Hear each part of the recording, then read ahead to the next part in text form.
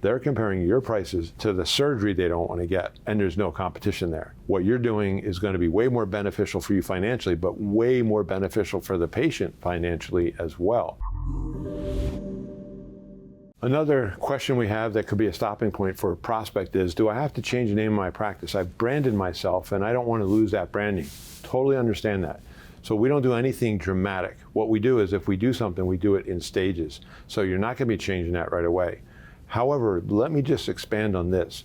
One of the most beneficial aspects of doing this model is this. A chiropractor only gets to see 9.8% of the population. Every study that I ever did when I opened up practices in states I didn't live in, and every study done nationwide says chiropractors see less than 10% of the population. Now you got to realize that 10% of the population is not the average person.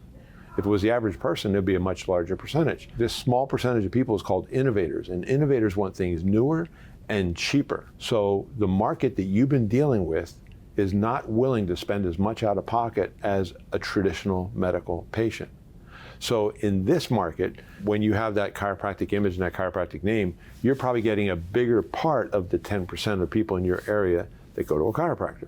In this model, we're marketing for the group of people that are trying to avoid a surgery or avoid medication or get rid of a medical problem that they've had for years and has not considered chiropractic. Now we're talking more like 45% of the population. It's a much bigger market, and these people are not comparing your prices to the chiropractor down the street. They're comparing your prices to the surgery they don't want to get, and there's no competition there.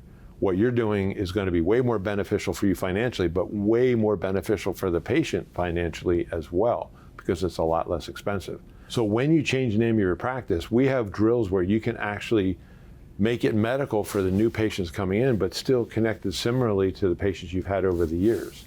And we help you do that. We have systems on how to actually pick that name, and we guide you through the process.